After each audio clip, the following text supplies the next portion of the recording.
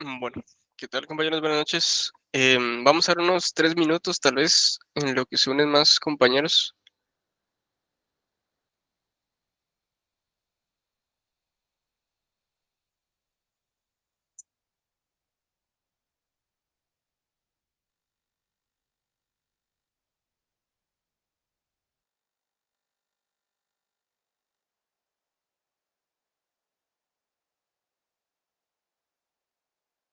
¿Qué tal?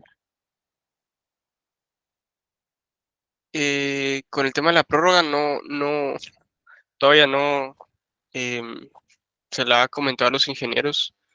Este, como les había dicho, yo sí, pues, tenía pensado darles esa prórroga, solo que hablando con los otros auxiliares, todavía no hemos acordado si sí se va a dar y si se da, cuántos días van a ser.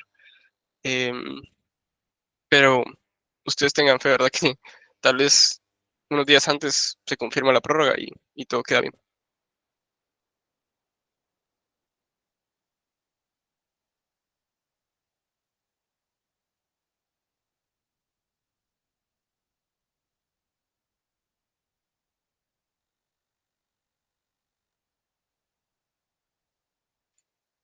Sí, vamos a ver temas del proyecto 2. Nada más voy a hacer una mención ahí de algunas cosas que quedaron pendientes del proyecto 1, además de que la encuesta como que no quedó tan, tan claro que, digamos que solo temas del proyecto 2, pero vamos a empezar a ver ya temas del proyecto 2.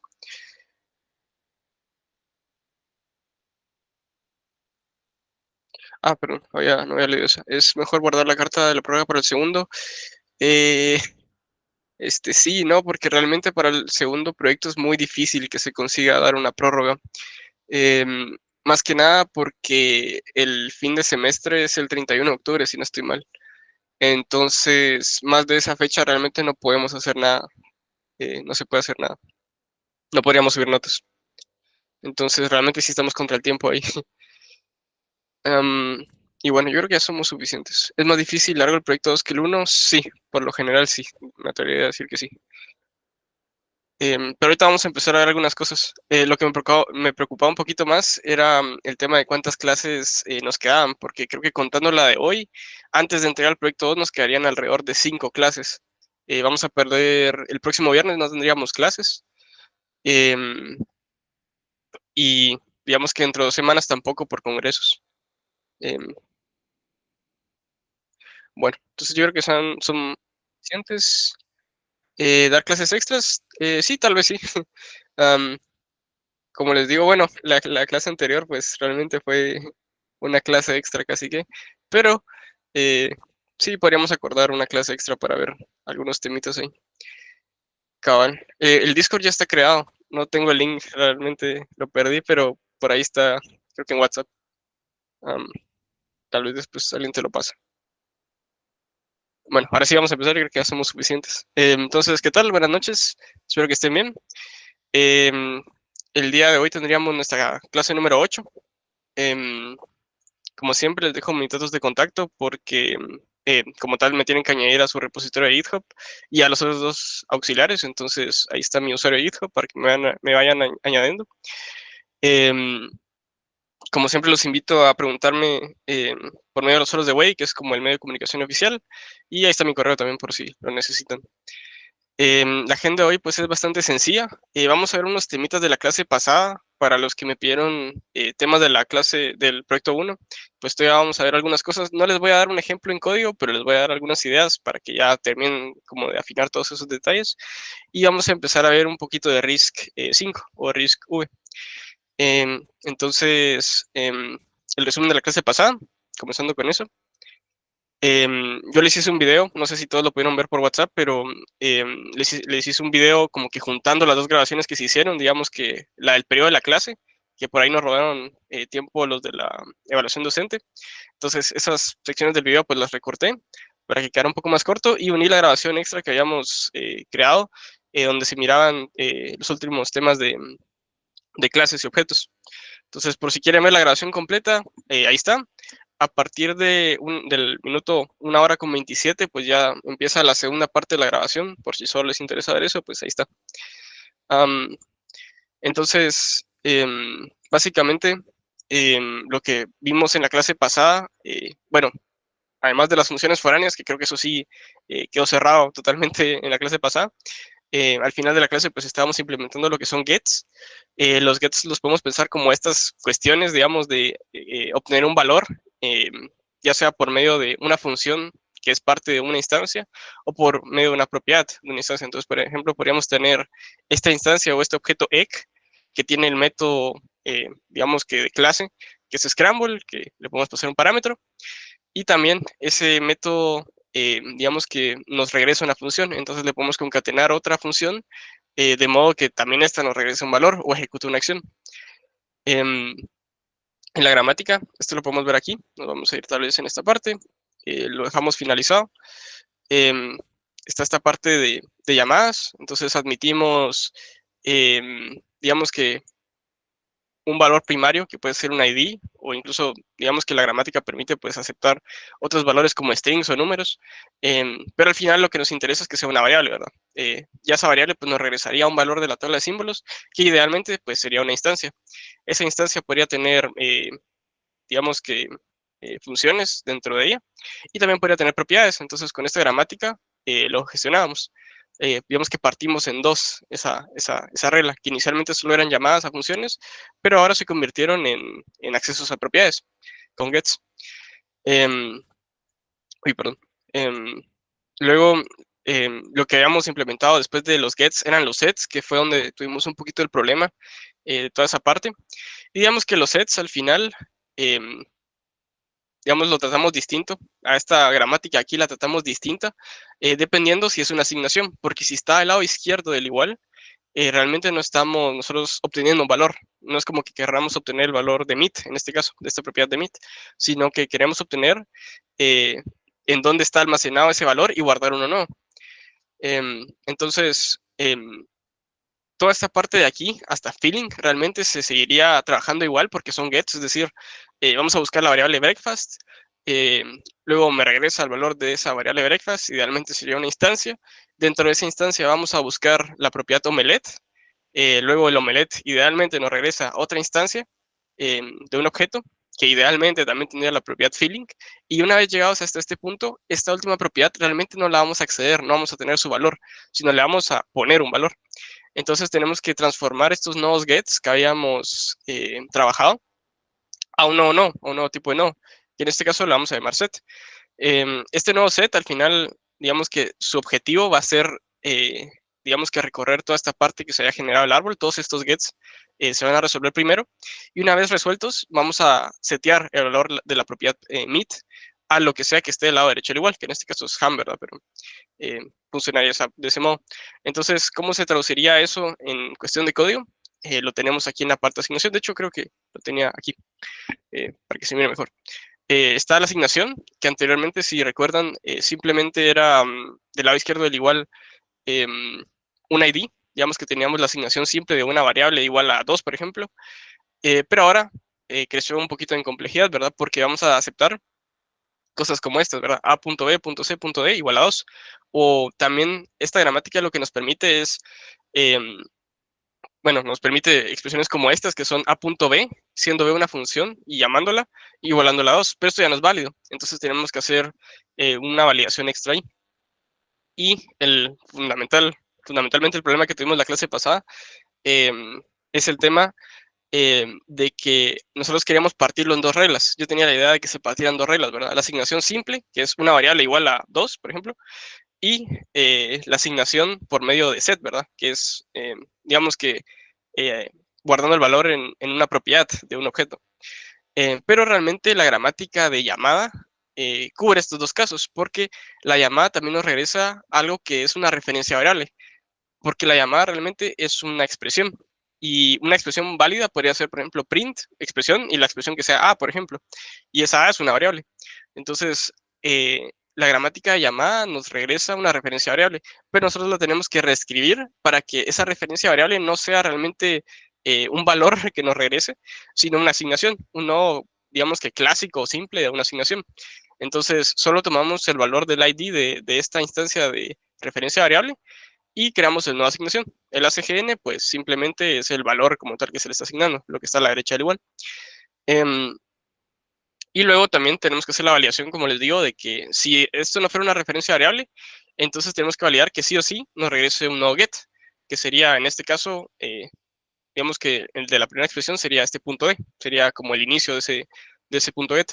Si no lo fuera, que sería como este segundo caso, que fuera una llamada, por ejemplo, le tenemos que decir que no se pueden asignar valores a cosas que no son propiedades, porque no tiene sentido. No tiene sentido que yo iguale esta función a 2, por ejemplo. Y ya habiendo hecho esa validación, pues ya generamos ese nodo set. Reescribimos el nodo get como un nodo set. Y el objetivo pues sigue manteniéndose lo que sea que esté del lado izquierdo de esa parte. Entonces, en este caso, el objetivo para esta primera parte sería desde la A a la B. La propiedad sería la D. Y el valor asignado pues sería el 2, el nodo de 2. Y bien, eso era un poco el resumen de lo que hicimos en la clase pasada. Tuvimos un error eh, al reescribir esta parte, porque no lo había tenido en cuenta en el ejemplo que hice, pero ya con esto ya queda bien. Y para, digamos, cubrir lo que me hayan dicho de tratar todavía temas del proyecto 1, pues les voy a dar una pista para hacer los arreglos.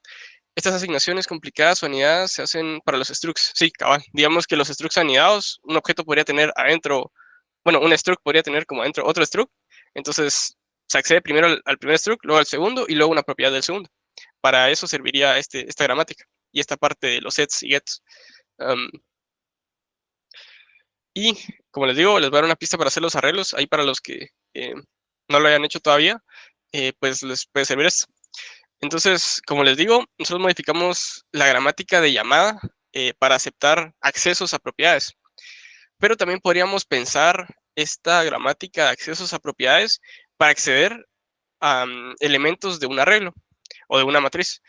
Y lo que tienen que hacer es pensar que realmente esto es equivalente. El acceder a propiedades con punto a acceder a propiedades con corchetes. Es como que el punto fuera un corchete, ¿verdad? En vez de poner punto, yo abro un corchete y pongo aquí como tal el valor al que quiero acceder. La única distinción con que habría que hacer es que lo que está en corchetes sí puede ser una expresión. Digamos que seguido del punto, sí o sí, es un identificador, no puede ser una expresión, pero en el corchete sí. Entonces, yo aquí les puse que se generaría un nodo de tipo get, pero realmente no es un nodo de tipo get, sino es como un nodo de tipo acceso a, eh, digamos que matriz o acceso a vector o arreglo, no sé cómo le quieran poner. Entonces, en ese nodo ya tienen primero que recorrer la expresión que ven aquí, esta expresión de acá, y verificar que sea un valor numérico, ¿verdad? Porque no tiene sentido acceder a una string A dentro de un arreglo. Los índices únicamente son numéricos, entonces ahí tendrían que hacer esa validación además. Pero digamos que la lógica en general es que el arreglo o la matriz sea también una instancia, sea también un objeto. Entonces, esa gramática nos cumple también para esto. Incluso podrían venir como, luego de esto, se resuelve como una propiedad, ¿verdad? Y bueno, aquí pondrían esta regla y para que se den cuenta no solo cómo se accede, sino cómo tendrían que crear estos arreglos. Yo les pongo aquí el ejemplo de que este es, digamos que lo que está creado en el entorno actualmente. Está mi función time, que no importa mucho. Bueno, esta es la tabla de valores, ¿verdad? Está la función time, está una referencia a una clase que se llama mi clase. Yo aquí lo oculté de los campos porque no es como que relevante. Y adentro de la tabla de valores, de la tabla de símbolos de ese entorno, está una variable que se llama instancia. Esta variable instancia, pues es una instancia de esta clase, de mi clase. Entonces ahí guarda en clase, pues la referencia a mi clase. Esa instancia, pues tiene propiedades, ¿verdad? Que se miran algo como de esta forma. Es como que tuviera un entorno interno esa instancia, donde guarda sus propios valores. Tiene las propiedades A, B y C, y tienen los valores de 2, 3 y 4, ¿verdad? Respectivamente. Entonces, algo así tendríamos que hacer, pero trasladado a arreglos.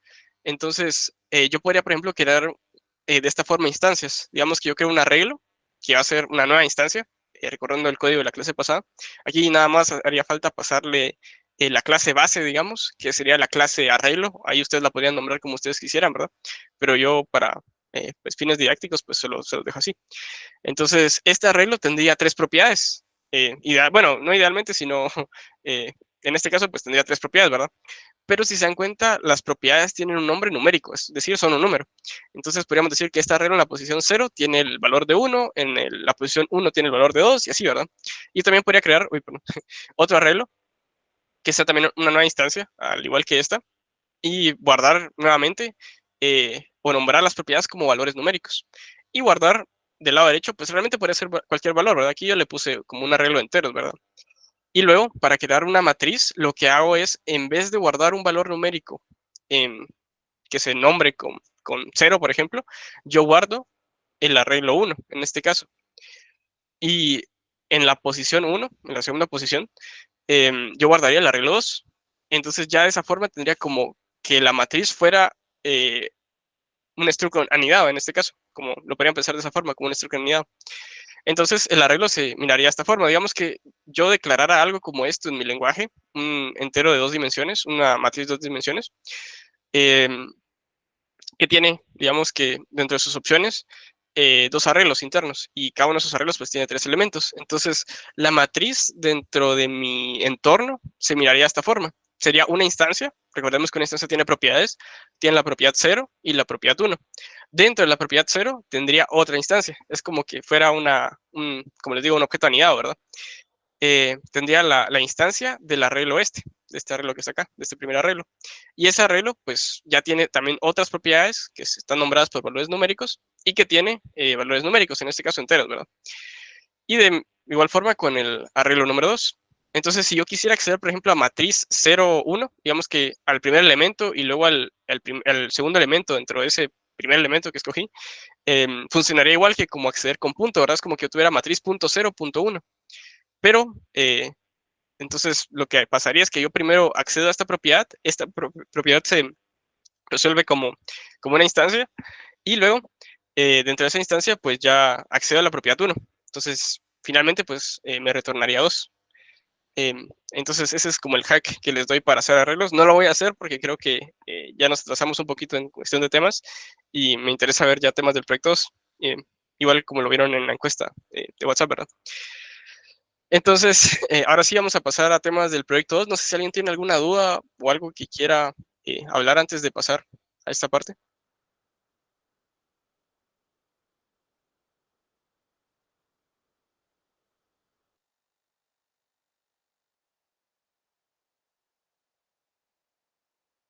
Ah, perdón, creo que me habían hecho una pregunta, no la había leído. ¿Todos los datos de una matriz tienen que ser del mismo tipo? Sí. No lo hice el enunciado, creo, de forma explícita, pero sí. Porque digamos que yo al poner aquí un tipo de dato, pues ya estoy restringiendo de que solo se puedan eh, poner valores de ese tipo, ¿verdad?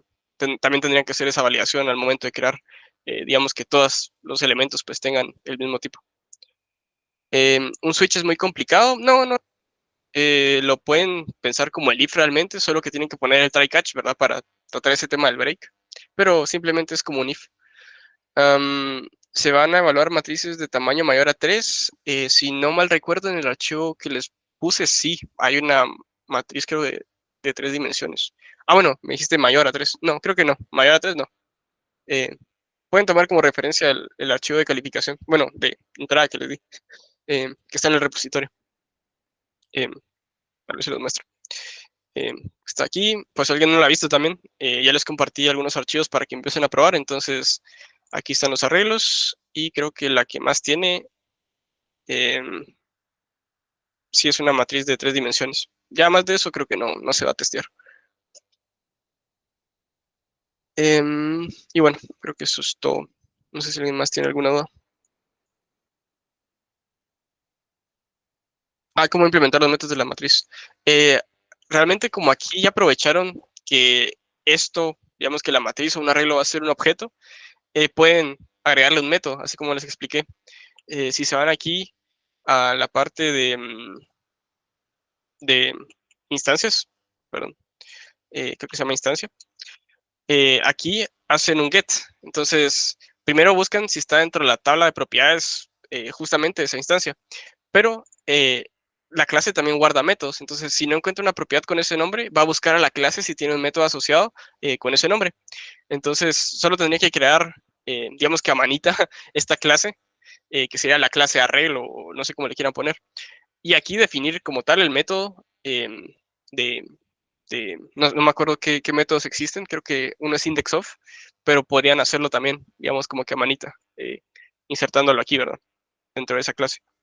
Todas esas instancias pues serían basadas en esta clase de arreglo. Y bueno, creo que eso sí, ahí estamos. Eso sería.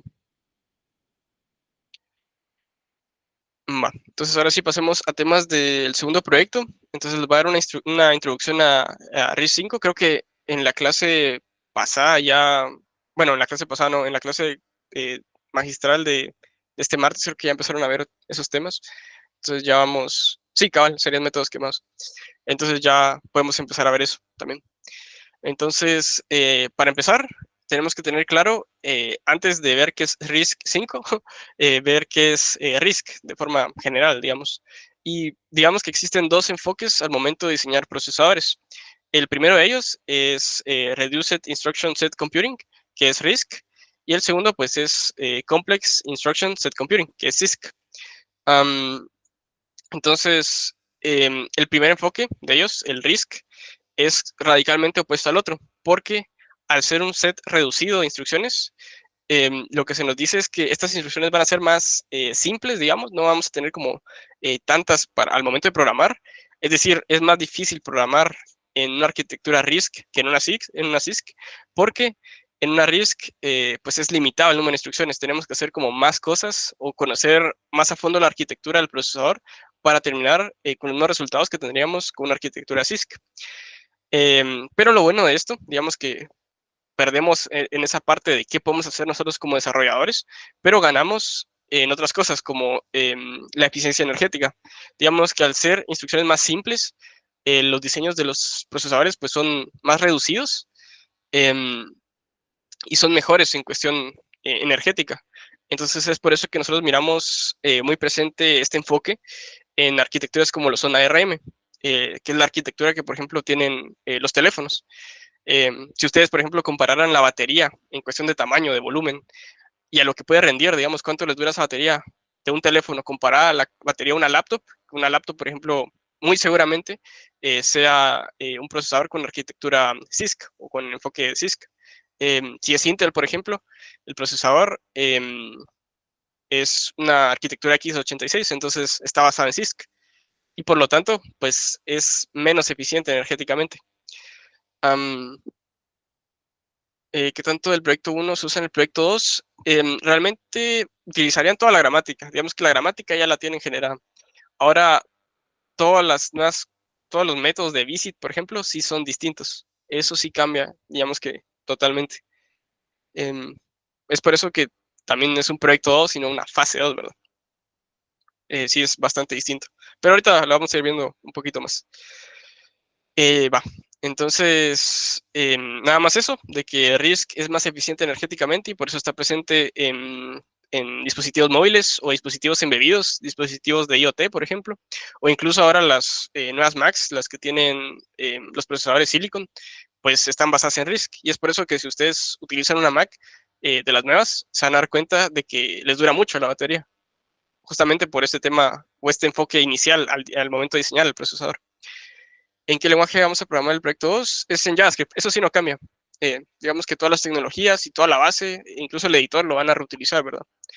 Eso sí no va a cambiar. Va. ¿Qué características tiene RISC? 5 en este caso, digamos que está basado en RISC, RISC-V obviamente, pero RISC-V como tal ya es una arquitectura y es algo que se llama Instruction Set Architecture, que es ISA, se le conoce como ISA. Entonces ya nos dice, por ejemplo, qué tiene que tener el procesador y cómo podemos interactuar, qué instrucciones tenemos disponibles para, como tal, ejecutar algo en ese procesador. ¿Qué otra característica tiene RISC? Que está, digamos que los creadores dicen que es modular, que es una característica diferente a lo que sería un enfoque incremental, que es como tienen sus procesadores Intel, por ejemplo. Entonces, por ejemplo, Intel en sus nuevas versiones, digamos que hacen instrucciones demasiado específicas, entonces rompe totalmente la retrocompatibilidad entre arquitecturas. Entonces, en ese sentido, RISC es más modular, de que no introduce tantas cosas, sino se centra en tener una buena base y a partir de eso ir incorporando pequeñas instrucciones nuevas. pero tiene una base muy sólida. Otra cosa bastante importante de RISC es que es open source, entonces está abierto a la discusión de la comunidad. Cualquiera podría venir y proponer un cambio en la arquitectura o ver cómo está, digamos que, craneada esa arquitectura. Y lo otro es que fue lanzado por la Universidad de California y es, digamos que relativamente reciente, lo lanzaron en 2010, no es tan viejo. Bueno, RISC 5, ¿verdad? Porque hubieron versiones anteriores que es así ya salieron más o menos en 1980 o por ahí, pero digamos que RISC 5, que es como el último estándar, pues sí salió en 2010. Aquí les muestro otra cosa interesante, digamos que x86, que es la arquitectura CISC, digamos que por excelencia, cómo fueron evolucionando el número de instrucciones que tenían.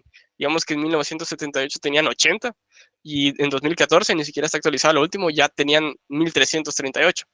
Y es ahí donde les comento esto del enfoque modular, ¿verdad? Porque viene Intel y le piden como un requerimiento muy específico y vienen y dicen, bueno, hagamos otra instrucción más. Y así están, ¿verdad? Um, al final es más complejo para el desarrollador, pues, conocer las 1338 instrucciones en 2014, ¿verdad? En cambio, RISC, pues, toma un enfoque más minimalista en ese sentido. ¿Qué otras características tiene? Es que tiene 32 registros. Por si no lo saben, también no sé cuántos han llevado aquí Arqui1. Creo que se lleva junto con Compi2, de hecho. Entonces, por ahí puede que ya lo hayan visto o tengan una noción de eso. Pero los registros al final son como los componentes más cercanos al procesador. Son lo que al final, de donde toman los valores para ingresarlos al ALU, para realizar instrucciones aritméticas. Entonces, los registros son el componente más rápido para realizar cálculos, porque están más cercanos al procesador. En este caso, RISC tiene 32, que en ese sentido no está tan limitado como otras arquitecturas, que por ejemplo en Arqui1, no sé si ha cambiado. Perdón, no había leído. ¿Qué tanto nos afectará no tener todo el proyecto 1 a la hora de hacer el proyecto 2? Realmente no mucho. Si tienen la gramática completa, pues digamos que es un plus, porque ya solo sería utilizarla o reutilizarla más bien. Pero si no completaron alguna cuestión del proyecto 1, no les afecta en el proyecto 2. Digamos, si no terminaron, por ejemplo, Strux en el proyecto 1, no necesariamente no les va a salir en el proyecto 2. Ok. Luego, digamos que estos 32 registros al final también no es del todo cierto porque son 31. Bueno, sí son 32, pero uno de ellos está, digamos que quemado, no cambia el valor nunca y tiene el valor quemado de 0. Por eso es que se llama el registro 0. Y se van a preguntar tal vez por qué tenemos un registro que su valor es 0. Y volvemos un poquito a este tema de la simplicidad y de la velocidad. Digamos que tener un valor común, tan frecuente en cálculos como es el 0, ya, digamos que de forma próxima al procesador, pues nos hace que eso sea más veloz al final, porque en algunos cálculos pues es necesario 0 y tenerlo pues cerca pues es mejor al final. Y luego tenemos 31 registros, ¿verdad? Que son, bueno, ahorita los vamos a ver, que son de propósito general. Los registros son de 32 bits, a diferencia de otras arquitecturas, por ejemplo, en Arqui1, pues únicamente existen 4 registros de 16 bits y esos se descomponen en parte alta y parte baja de 8 bits, creo yo.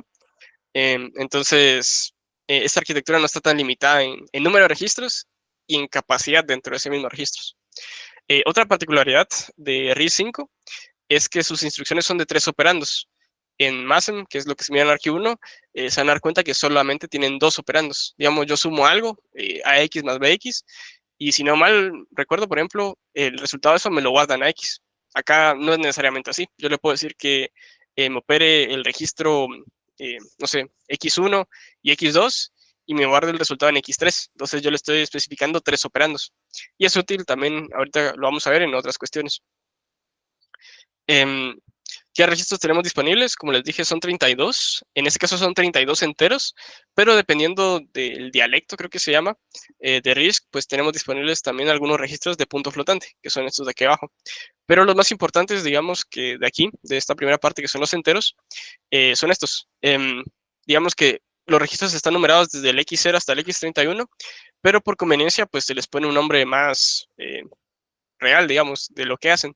El registro X0 es el registro 0, se le conoce como 0. Como les digo, ese está alambrado a 0, su valor está quemado en 0, no puede cambiar, o no sería ideal que cambie. Está el registro X1, que se conoce como RA, que es la dirección de retorno, que muy probablemente vamos a ver un ejemplo de este registro RA.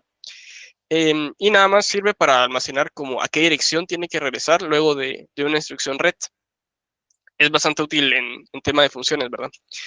Luego está otro registro muy importante que es el stack pointer. Este registro de stack pointer está apuntando inicialmente a la dirección de memoria más alta dentro de nuestro programa. Ahorita vamos a ver un diagrama de eso. Entonces, digamos que a partir de ese stack pointer nosotros podemos decrementarlo, reducir ese stack pointer y podemos conseguir justamente el comportamiento de un stack. Podemos ir apilando valores en la memoria. Luego está el global pointer, que sirve para temas de hacer referencia a variables globales dentro de nuestro programa de assembler.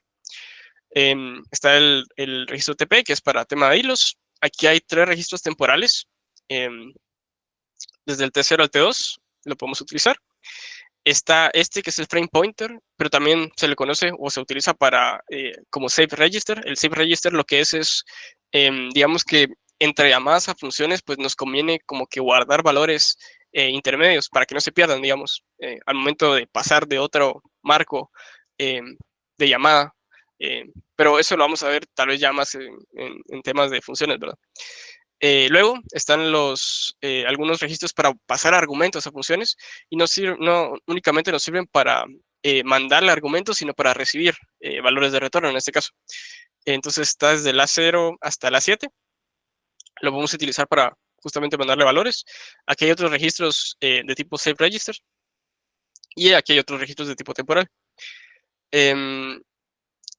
Si no llevaba Archi, me puede costar más el proyecto. Tal vez un poco más, digamos, sí sería más fácil si ya conocen Archi, bueno, ya llevaron Archi 1 o lo están llevando, pero no les impide nada realmente sacarlo, porque el lenguaje, digamos, de Assembler, pues es distinto al que se utiliza en Archi 1. No sé, bueno, creo que no sé qué están utilizando ahorita en Archi 1, pero cuando yo la llevé, pues era Mason, que es para programar en un procesador 8086, digamos, es algo un poquito viejo ya, incluso ese lenguaje. Entonces, esos serían los registros enteros y luego tenemos 32 registros de tipo flotante. Pero eso no vamos a entrar ahorita en profundidad porque nos vamos a centrar únicamente en los enteros. Ok. Luego también tenemos lo que son directivas, que las directivas son como instrucciones que al final no se van a traducir a código máquina. En ese sentido, digamos que yo utilizo una instrucción como add, por ejemplo, esa sí se traduce a ceros y unos al final cuando lo va a interpretar el procesador, pero las directivas no. Digamos que son instrucciones que le dicen al ensamblador cómo tratar el código que le estamos diciendo. Entonces, por ejemplo, está la directiva de text, que digamos yo le pongo la directiva de text y todo lo que está bajo esa directiva ya lo va a tratar como que es código que va a ejecutar al final, código máquina. Está la directiva de .data, que para lo que nos sirve es especificar algunas variables estáticas que no van a, bueno, que sí pueden cambiar, pero digamos ya estamos reservando una sección solo para variables. Algunas de estas aquí no van a servir tanto, tal vez la de line por ahí sí nos sirve.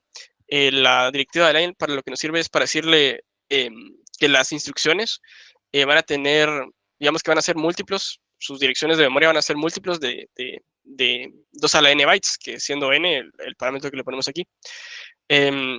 Por defecto es 2, ¿verdad? Porque van a ser múltiplos de 4 bytes. En este caso 4 bytes son 32 bits.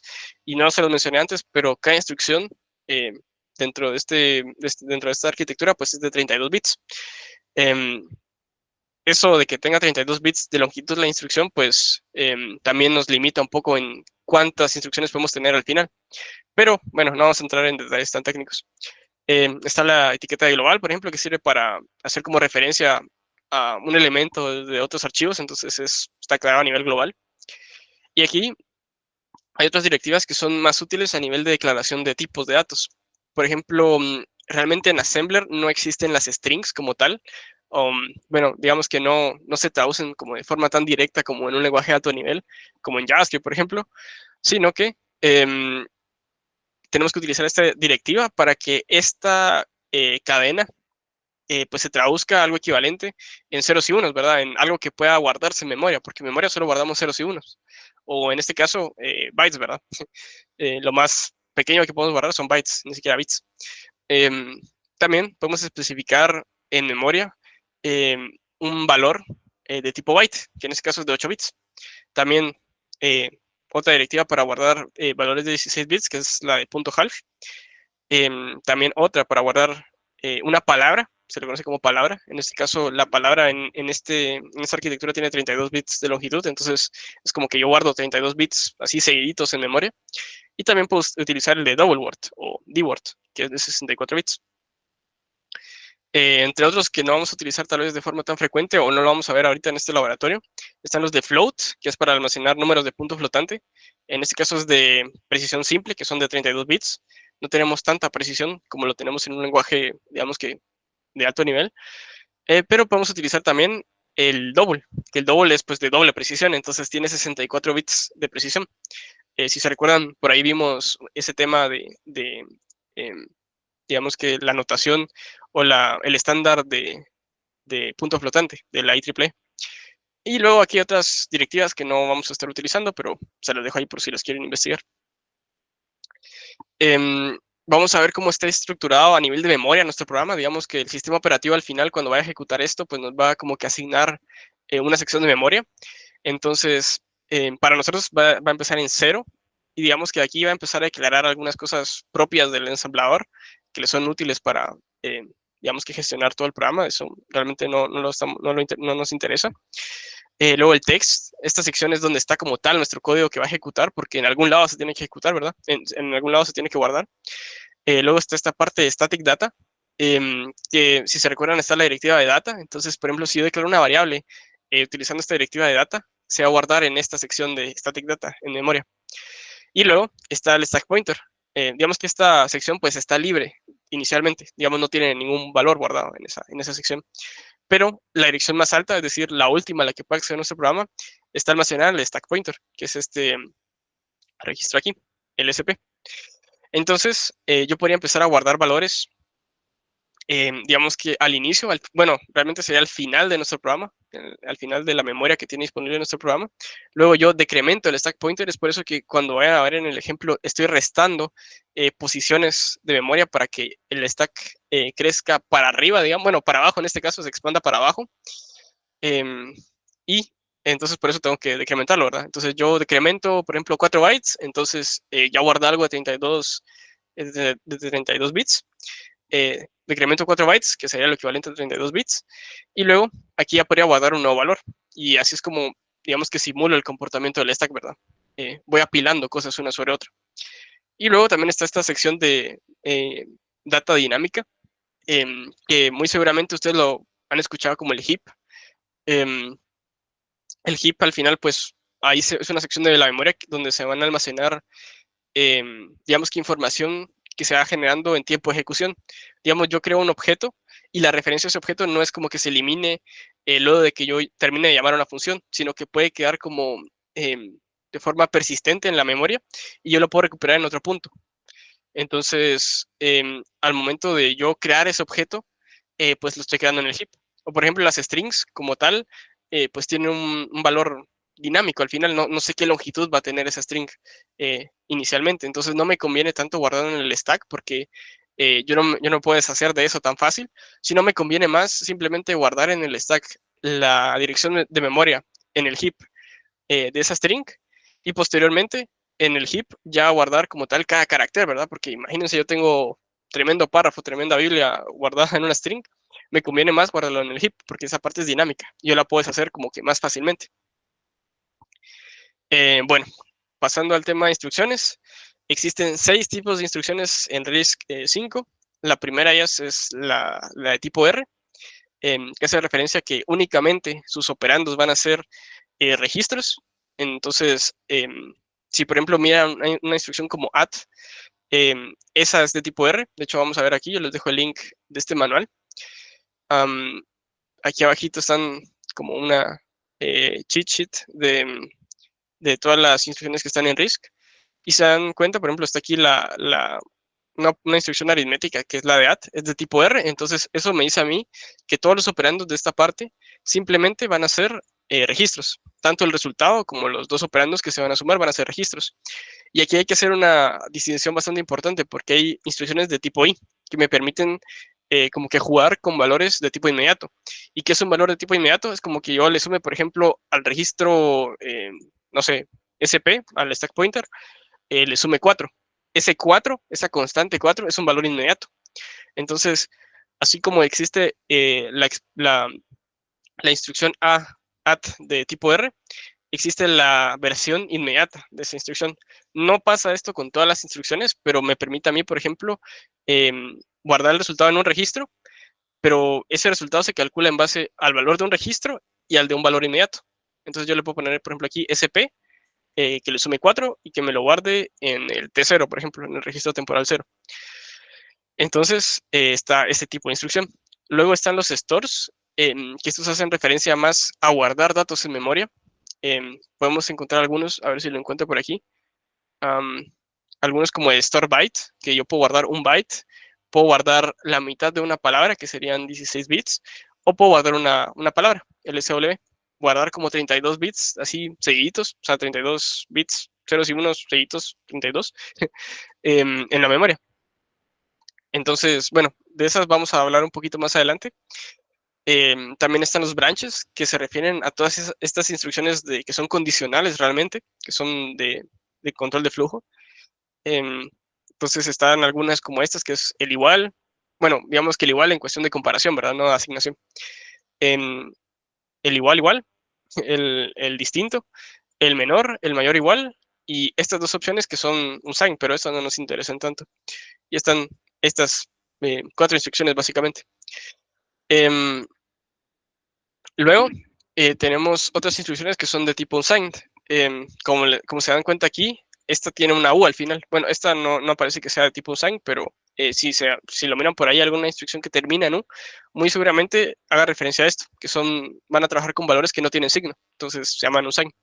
Y luego están los saltos no condicionales o jumps, que aquí hay una, por ejemplo, que es bastante importante, que es la instrucción HAL, que es como jump and link.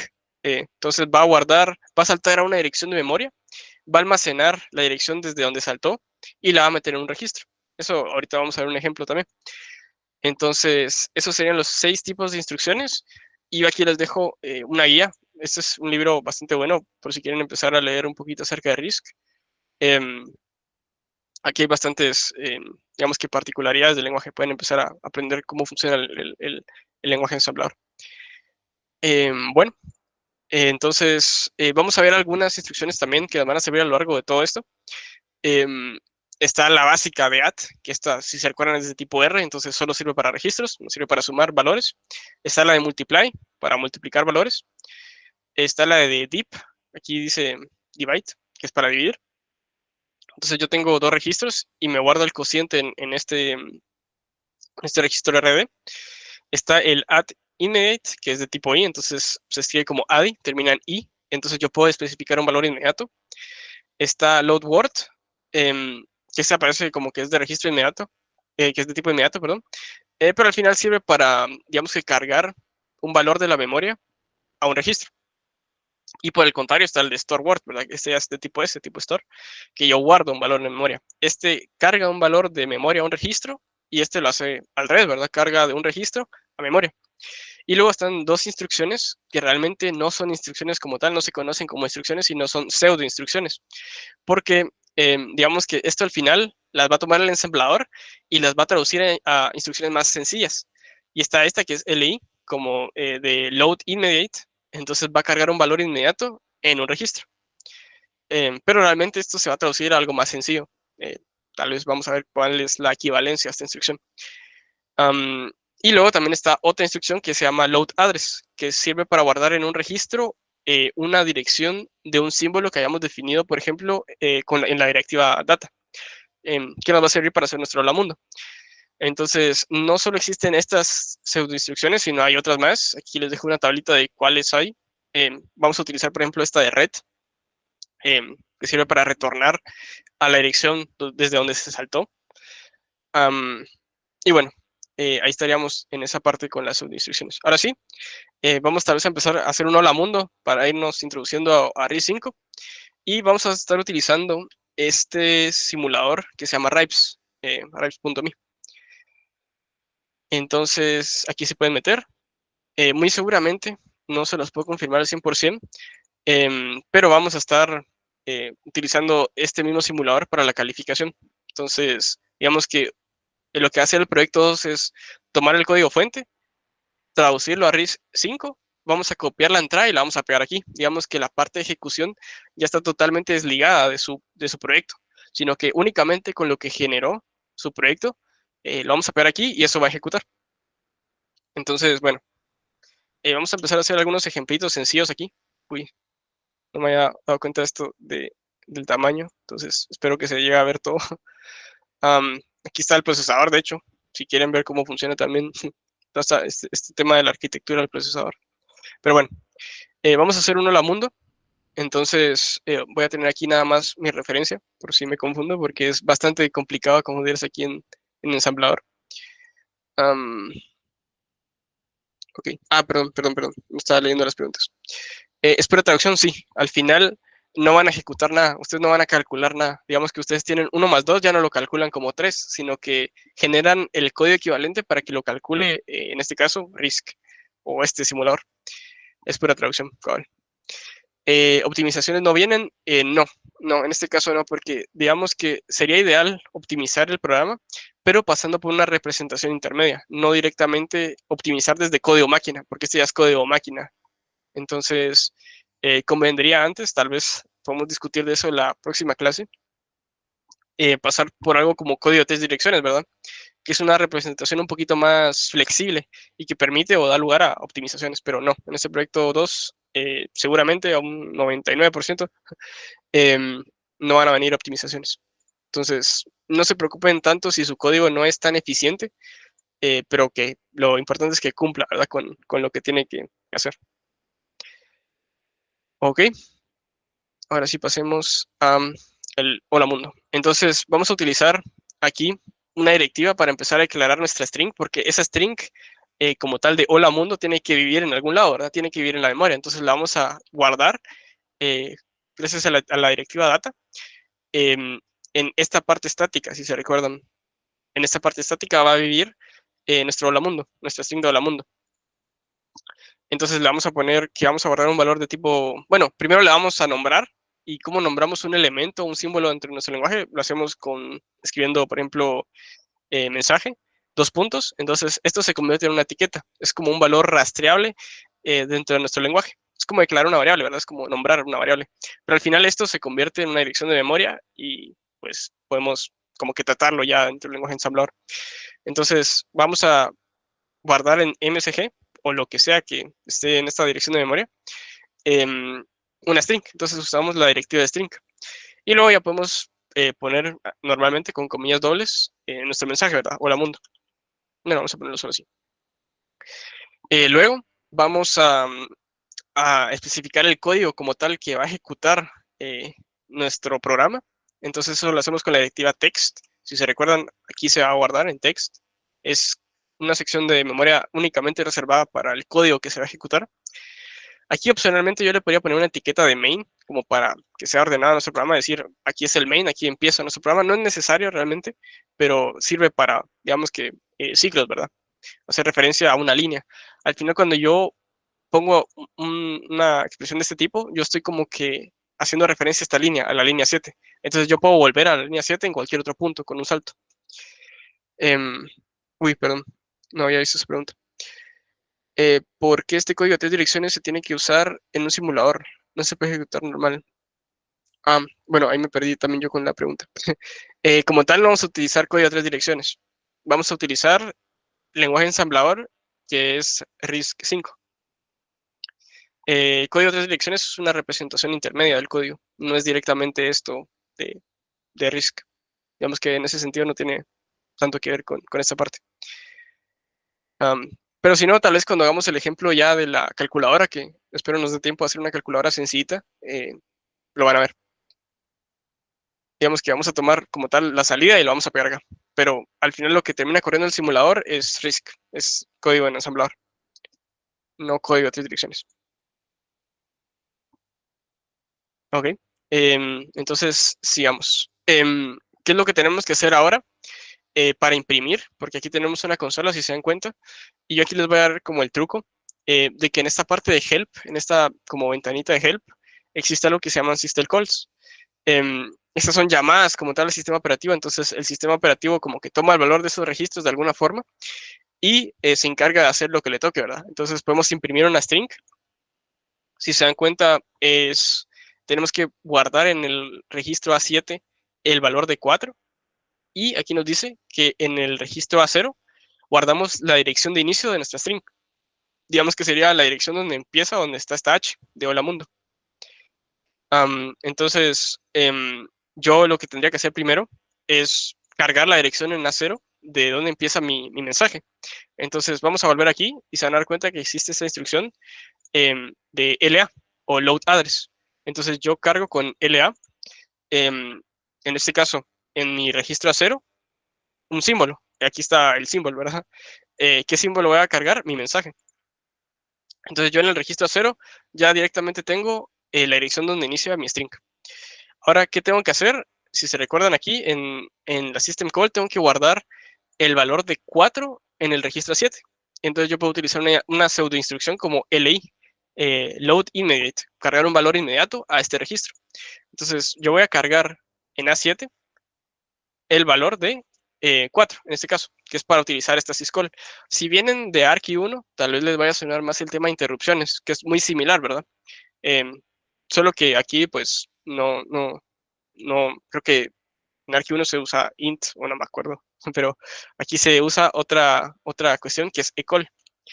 Perdón, es que no me ecall. Entonces ya con esto ya lanzo esa llamada al sistema operativo y decir, mira, imprimime esta string. Ahora, para terminar correctamente cada programa, yo tengo que decirle explícitamente que ya terminé. Entonces, para eso existe otra syscall, otra system call, que es la 10, que es la de justamente terminar un programa con el código 0. El código 0 es que todo terminó correctamente, ¿verdad? Yo aquí podría incluso ponerle que termine con otro código de error, ¿verdad? Pero no nos interesa eso ahorita. Esto está un poco más entendible que en Archi. Ah, buenísimo. ¿Por qué se usa LA y luego LA? LA sirve para cargar una dirección de memoria, load address. Entonces, lo que recibe como segundo argumento no es un valor numérico, un valor inmediato, sino es una dirección. Entonces, tenés que poner sí o sí un símbolo. ¿Qué es un símbolo? Algo como esto, ¿verdad?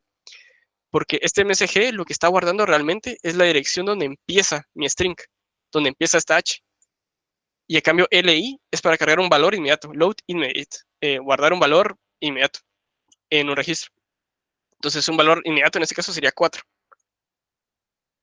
Por eso es que se usan, digamos que dos instrucciones distintas. ¿Cómo sabemos qué dirección de memoria está libre? Realmente no lo saben.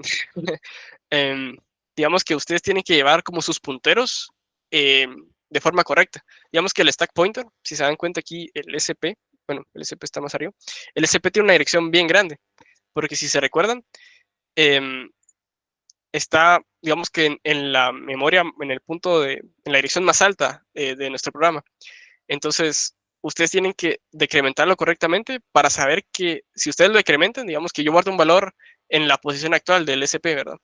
Entonces yo lo decremento y sé que si lo decremento en esa nueva posición no va a haber nada libre, no va a haber nada utilizado.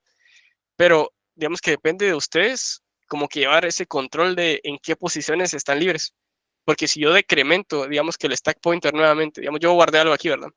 Lo incrementé. Yo lo incremento, lo vuelvo a subir.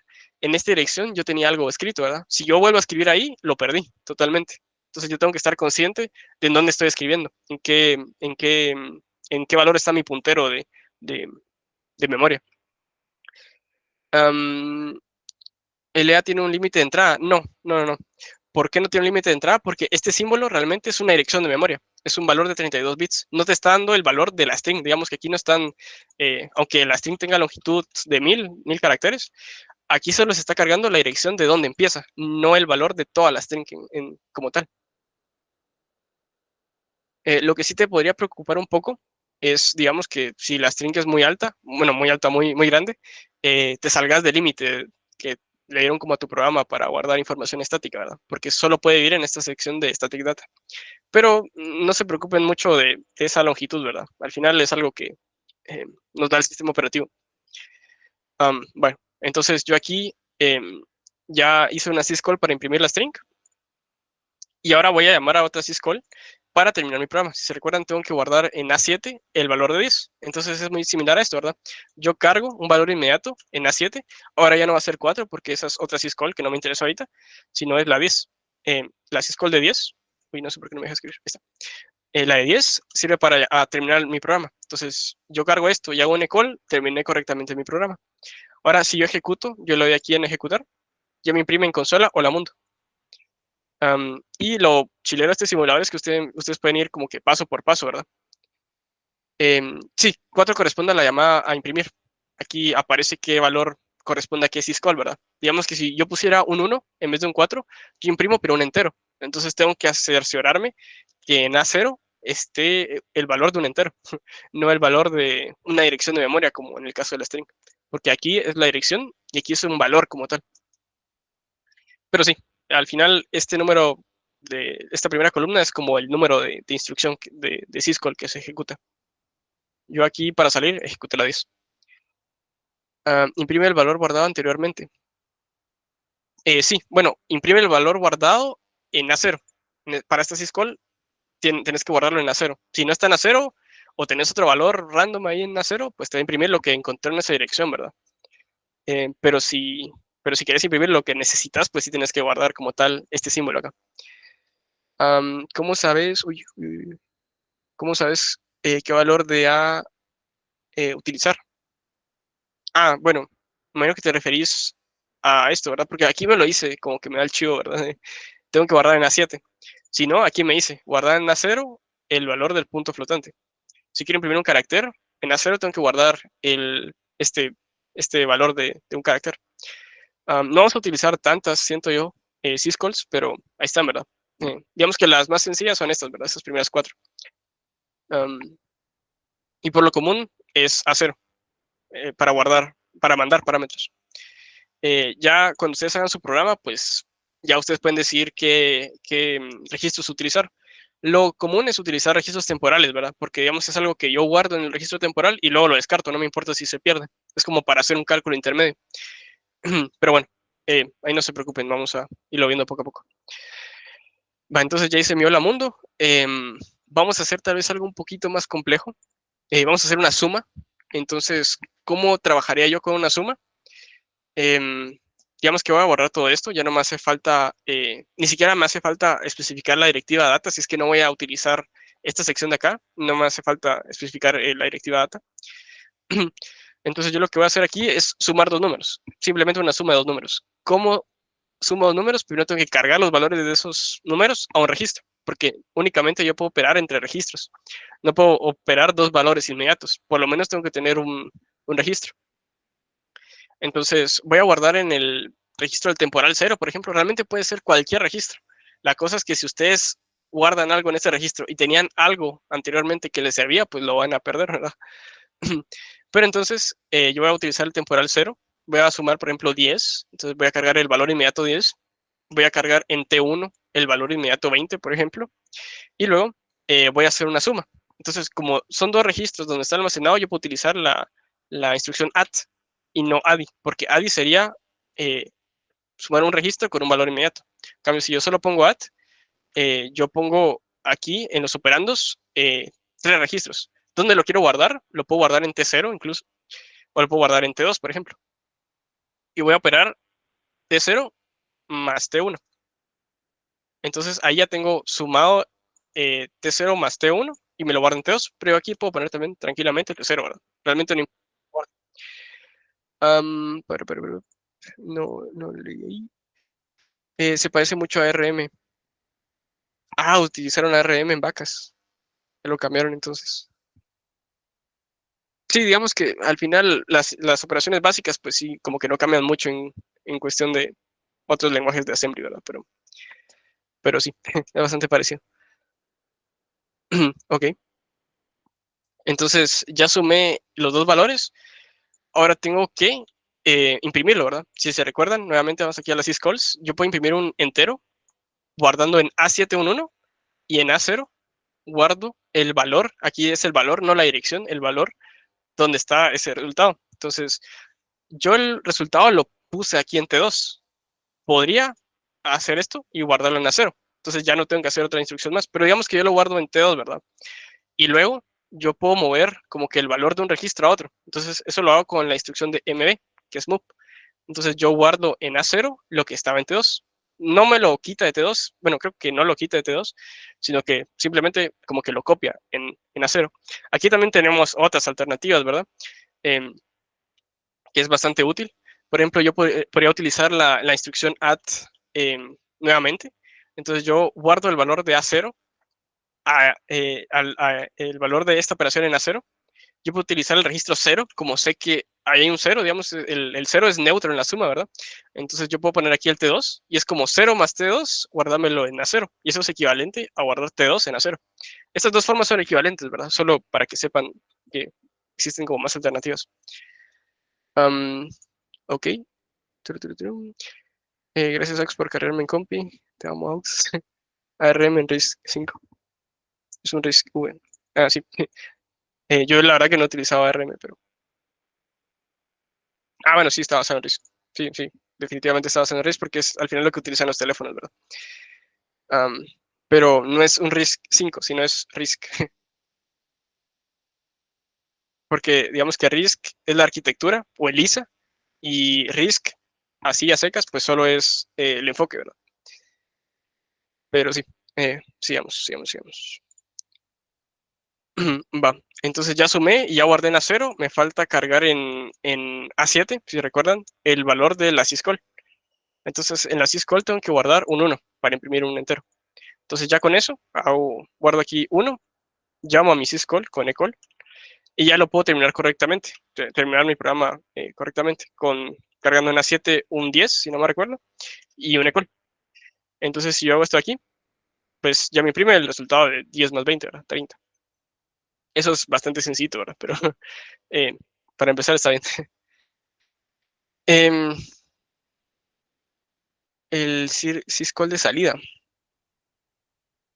Syscall de salida. Ahí me perdiste un poquito. ¿Qué es el syscall de salida? Sí, aquí siempre en A7. Aquí la columna por eso dice A7. Siempre se carga en A7. El exit. Um, regularmente lo ponen al final de su programa si es que no tienen saltos, pero ahorita vamos a ver un ejemplo más complejo, ¿verdad? Entonces, esta parte de salida no se va a colocar al final del programa, sino acá. Entonces vamos a hacer eso, justamente. Vamos a imprimir, por ejemplo, en un ciclo los números del 1 al 10, para hacerlo un poquito más interesante. Entonces, vamos a hacerlo de la forma reducida, porque creo que no nos va a quedar mucho tiempo. Entonces, digamos que yo quiero imprimir los números del 1 al 10, ¿verdad? Entonces, lo primero voy a guardar en T0, por ejemplo, el valor de 1, porque voy a empezar en 1 y luego lo imprimo, ¿verdad? Y así me voy. Luego, tengo que tener como un tope, ¿verdad? Entonces, como la operación de comparación se hace entre registros, yo voy a tener de una vez cuál es mi límite. En este caso lo voy a guardar en T1 y lo voy a poner que es 11, porque voy a utilizar la instrucción de branch. Voy a ver aquí en la página, creo que es esta aquí. La instrucción de branch de not equal. Entonces, la instrucción de not equal es esta aquí. Perdón, creo que estamos arriba. Aquí, la de not equal, BNE. Entonces, es entre registros. Y luego, lo que voy a hacer es hacer un salto. Para eso voy a saltar una etiqueta y lo que hace esta etiqueta de salto, que se llama HAL, es guardar en un registro en la posición actual. Digamos que de alguna forma es como que yo tenga algo así, ¿verdad? Línea actual y la dirección de esta línea actual me la va a guardar en este registro que ponga, ¿verdad? Regularmente se utiliza el RA porque es el que se utiliza para justamente retornos, ¿verdad? Por eso tiene ese nombre. RA, y yo voy a saltar a otra etiqueta que le voy a llamar loop.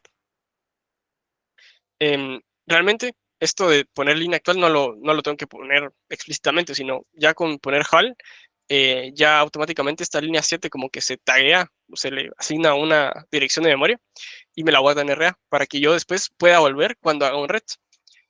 Creo que no hay preguntas. Entonces, ¿qué seguiría? Es como tal definir nuestra etiqueta loop. Digamos que yo desde aquí, desde HAL, salto a loop. Entonces voy a ejecutar todo lo que esté aquí abajo. todo lo que está acá lo va a ejecutar. Lo que está aquí, entre el HAL y el loop, no lo va a ejecutar todavía. Yo podría ejecutarlo, pero ya cuando regrese como tal a la línea 7. Entonces, aquí voy a imprimir como tal. Entonces voy a mover, como lo hicimos en el ejemplo anterior, voy a mover el valor de T0, que es el número inicial, a 0. ¿Por qué lo muevo a 0? Porque la syscall necesita que lo guarde en A0, el valor que voy a imprimir. Guardo en LI, perdón, guardo en A7 el valor de 1, porque la syscall, cuando A7 vale 1, es imprimir un entero, lo imprimo con eCall, y luego lo que hago es incrementar este contador, porque si no se va a enciclar. Si no, no voy a incrementar nunca el contador y se va a enciclar. Entonces, ¿cómo incremento yo esto? Puedo utilizar ADI para utilizar, digamos que el valor de un registro y sumarlo con un valor inmediato. Entonces, yo voy a guardar en T0 el valor de T0 más 1.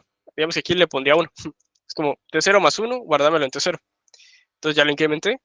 Y ahora tengo que preguntar, ¿ya llegué a 11, que es como mi tope? ¿Sí o no? Entonces yo utilizo la instrucción de BNE, branch not equal. Entonces, si mi T0 no es igual a mi T1, que mi T1 es el tope, yo salto a la etiqueta loop. Entonces vuelve a empezar, ¿verdad? T0 no es igual a T1, vuelvo a empezar. Lo imprimo, lo incremento en 1 y vuelvo a preguntar. Y si sí terminó, o sea, si esto no es igual, no va a saltar a la etiqueta loop, sino va a seguir ejecutándose las líneas de acá abajo. Entonces, si ya llegó a este punto, yo lo que puedo hacer aquí es ponerle un ret. Este ret es una pseudoinstrucción que lo que hace es regresar a lo que sea que esté guardado en RA, a la dirección que esté guardada en RA. Entonces, en RA se guardó la dirección de esta línea 7, cuando yo utilizo HAL, porque es jump and link. Ese unlink significa que yo linkeo esta línea 7 con una dirección de memoria y la guardo en RA. Entonces voy a regresar aquí a RA. Entonces mi exit, mi syscall de exit ya no va a estar hasta abajo, sino va a estar acá, porque cuando termine el loop ya regresa a este punto. Entonces yo ya puedo seguir con otra cuestión, ¿verdad? Entonces, ¿cómo es mi syscall de exit? Yo cargo en A7 mi valor de 10 y hago un equal. Eso es mi syscall de exit. Entonces, yo si ejecuto esto, me imprime 1, luego 2, luego 3, luego 4, luego 5, así será como va toda esta parte del ciclo. Llega a 11, digamos que llegó a 10, incrementa en 1, es 11, aquí entra esta comparación. Ahora esta comparación es falsa, entonces, bueno, es verdadera más bien, entonces ya no salta loop, sino sigue ejecutando, imprime, bueno, llega la instrucción de red y luego regresa a la línea 7, que es donde está HAL, donde se linkeó anteriormente. ¿Qué significa MB A0 T0? Es mover el valor de T0 a A0. También lo puedes ver como que, bueno, sí, digamos que estás moviendo tal cual lo que está almacenado en T0 a A0, es move. Y un salto de línea, así es de lento, o es por, así es de lento, es por la simulación. Porque aquí digamos que cada instrucción dura 100 milisegundos. Pero si se recuerdan también de Arqui 1, una instrucción como tal no corre en un ciclo de reloj. Entonces, digamos que primero va a buscar a memoria, ver qué tiene que hacer y hasta después la ejecuta. Porque si yo hago aquí paso por paso, digamos que aquí carga el valor de T0 en 1. Entonces aquí, si se dan cuenta, T1 vale, no, perdón, T0 vale 0, tiene el valor de 0. Pero hasta que no pasan 3 instrucciones, no me carga ese valor realmente en T0. Bueno, aquí no sé qué pasó. Aquí no lo he cargado todavía. Hasta este punto, digamos que hasta que pasan ciertos ciclos de reloj, ejecuta finalmente esta instrucción. Y un salto de línea. Ah, sí, sí, sí. Eso así es de lento por la simulación. Aquí le pueden hacer esto más pequeño, ¿verdad? Entonces se hace más rápido al final. Em, ¿En dónde guardamos? ¿En dónde más se usa el acero? ¿Para qué lo guardamos? Em, pues regularmente simplemente sirve para pasar valores a una función. Digamos que en este caso lo utiliza la syscall convenientemente, ¿verdad? Pero puede ser que eh, en A0 tengan un valor muy importante que no puedan descartar. Entonces tienen que pasarlo a otro registro o guardarlo en el stack. Ahí ya depende mucho de su programación realmente. No es como una convención eh, de que, digamos, yo utilizo A0 y no lo puedo volver a tocar. No es así, ¿verdad? No es así, sino que ustedes tienen como que estar conscientes de que, yo tenía esto en A0, entonces si yo hago una syscall, voy a tener que meter un valor en A0, entonces voy a perder lo que ya tenía ahí. Pero depende, ¿verdad?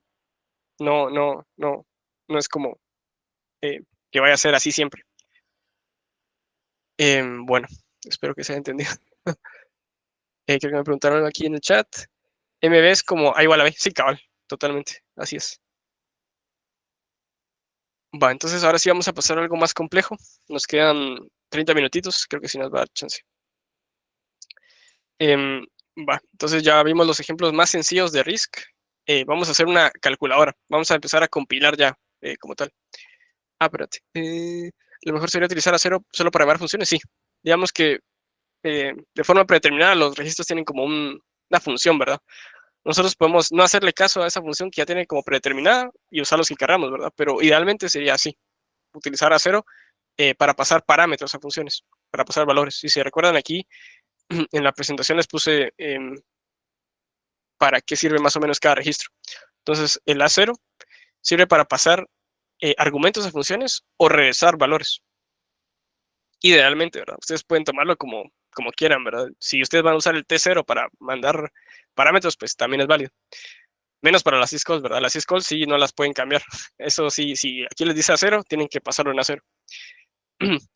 Pero bueno, ahora sí pasemos a la calculadora y vamos a ver aquí un ejemplo de qué tenemos que hacer más o menos antes, porque nuestro compilador no toma al final a veces como que el código más óptimo, sino el código que funciona, ¿verdad? Entonces, digamos que nosotros tuviéramos una función como esta. Ahorita, digamos que olvidémonos de RISC y toda esta parte, ¿verdad? No piensen en el código ensamblador. Digamos que tuviéramos una función como esta, que es un echo, que hace un print de lo que se pase por parámetro aquí, n, y lo retorna. Entonces, si yo tengo una expresión como esta, que hace un print de echo, ese echo tiene adentro otros dos echos que se están sumando y luego se suman nuevamente, yo tendría una ST que se mira algo como esto, ¿verdad? Aquí un print, tiene que resolver esta expresión que tiene el print. Es una operación binaria que tiene un eco y un eco a la derecha, o sea, eco a ambos lados. Luego, este eco también tiene ecos a ambos lados que se están sumando. Y este eco ya como tal tiene un terminal que es un 1.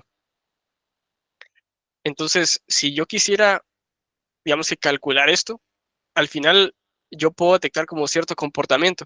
Y lo vamos a ver a continuación. Eh, digamos que si yo viera cuánto tiempo de vida tiene este 1, se miraría algo como esto. Digamos que yo genero aquí el 1, ¿verdad? Se interpreta el 1, pensando en su intérprete, ¿verdad? Se interpreta el 1, y yo lo muestro, llamo a echo, pero eh, este 1 todavía lo necesita esta operación de acá.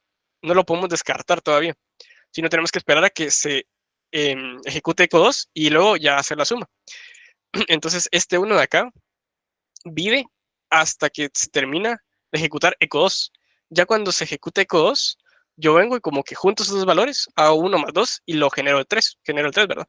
Entonces ya puedo descartar el 1 y puedo descartar el 2. Y algo muy parecido pasa con el 3, ¿verdad? Yo el 3 ya lo generé aquí, digamos, obtengo un 3, pero tengo que esperarme a que se ejecute todo este lado derecho del árbol. Hasta que no se ejecute todo este lado derecho del árbol, yo no puedo descartar ese 3, entonces tiene como más tiempo de vida, ¿verdad? Este 3 estaría, digamos que nace aquí, todavía no se puede utilizar. Luego se ejecuta el eco 4, entonces aquí nace el eco 4, pero yo no lo puedo utilizar todavía, no lo puedo descartar más bien todavía, hasta que se genere el eco 5. Este eco 5 se genera, se hace el eco 5, y luego ya puedo como que compactar, ¿verdad? 4 más 5 genero el 9. Entonces ya puedo descartar el 4 y puedo descartar el 5. Y ahora, como ya generé este 9, ya lo puedo como que compactar, sumar con el 3. Entonces, 9 y 3 y 9 se compactan en 12. Si se dan cuenta, hay como cierto comportamiento que está tomando este gráfico. Si aquí en el eje X tuviéramos como el tiempo, pues se miraría de esta forma. Pero si no tuviéramos en cuenta el tiempo, sino solo como los espacios que yo requiero, se miraría como que colapsado de esta forma, ¿verdad? Yo tenía el 1 y el 2, se compactó en 3. Yo luego tuve el 4, no puedo descartar el 3 todavía, no puedo descartar el 4 todavía. Genero el 5, ese 4 y 5 se compactan en 9. Y luego este nuevo ya lo compacto con el 3. Este comportamiento al final es el de una pila, porque si se dan cuenta, el primero en entrar, el 1, no lo puedes descartar todavía, es decir, sale de último. Yo meto un 1 a la pila y no lo puedo descartar hasta que yo haya hecho un pop antes del 2. Yo estoy apilando y luego desapilo y genero esto de acá. Yo aquí apilo, apilo, desapilo y después sale el 4, ¿verdad? Entonces es una pila. Este comportamiento aquí nos va a servir para hacer nuestra calculadora, porque vamos a guardar en el stack de nuestro código, de nuestro assembly, digamos, estos valores. ¿Por qué lo hacemos o lo guardamos en el stack? Porque yo no tengo infinitos temporales. Digamos que este 1 de aquí yo lo utilizo, yo no sé cuándo lo termino de utilizar. Puede ser que lo termine de utilizar hasta que se hagan 80 cálculos más, pero yo no tengo 80 temporales, no tengo 80 registros, ¿verdad? Tengo que guardarlo en algún lado. Y como sé que se va a descartar, lo puedo guardar en la pila, porque justamente cumple con el comportamiento de pila. Entonces es algo como esto, ¿verdad? Yo interpreto un 3, lo meto al stack, ahorita ya pensándolo un poquito más en assembly, ¿verdad? Yo leo un 3, lo guardo en el stack, leo un 1, digamos que yo tuviera esta distribución de 3 menos 1, ¿verdad? Guardo el 3, guardo el 1, luego cuando me toca hacer la resta, yo hago un pop, entonces obtengo el valor de 1 y yo luego hago un pop para obtener el 3. Y ya luego lo que hago yo es meter a la pila el resultado de esa operación. Entonces ya lo puedo utilizar otra operación más adelante y continuar, ¿verdad? Seguir haciéndole pop y push. Al final es como esa interacción de apilo, desapilo, apilo, desapilo, y al final en la pila solo van quedando como los resultados. Y eso lo hacemos así justamente por eso, porque no podemos descartar valores así porque sí, y no podemos utilizar infinitos temporales, sino que tengo que estar consciente de que un valor lo puedo necesitar más adelante. Entonces se guarda en la pila. Espero que haya quedado claro eso. Y ahora sí, vamos a programar la calculadora. Entonces, ¿cómo empezamos aquí? Vamos a tomar el código como tal en nuestra clase 7. Si se van a dar cuenta, el proyecto 2 es tomar el código que hicieron anteriormente e irlo modificando, ¿verdad? No es exactamente igual, de hecho no se parece casi en nada, pero lo van reutilizando. Pero no sé si alguien tiene alguna duda. No, ok. Entonces, para hacerlo un poquito más claro, vamos a primero a modificar nuestra gramática un poquito y luego vamos a ir descartando cosas del proyecto 1, entonces para hacerlo como que no generar tanto ruido de qué estamos haciendo aquí. La clase ya no la necesitamos, eh, la configuración sí, las embebidas sí, el entorno no lo vamos a tratar de esa forma como lo hacemos en el proyecto 1, la función foránea tampoco, el index sí porque es lo que arranca todo, la instancia tampoco nos hace falta, nuestro intérprete realmente tampoco nos hace falta, pero después les voy a dar ahí tal vez un truquito. Bueno, lo vamos a dejar. No, lo vamos a quitar. Invocable, no nos hace falta. Los nodos sí, ¿verdad? Porque digamos que el patrón visitor siempre va a estar presente en nuestro proyecto.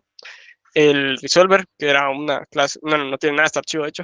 El tool sí, transferencia no, y visitor sí. Entonces borramos todo esto y ya nos queda como más limpio para empezar a trabajar. Aquí me preguntaron algo. El proyecto 2 también va a tener arreglos y structs. Les puedo dar el spoiler, tal vez. Muy seguramente, bueno, fijo, no va a tener structs, creo yo. No nos lo han aprobado, pero no va a tener structs. Arreglos todavía está como en discusión de si se quedan o si se van.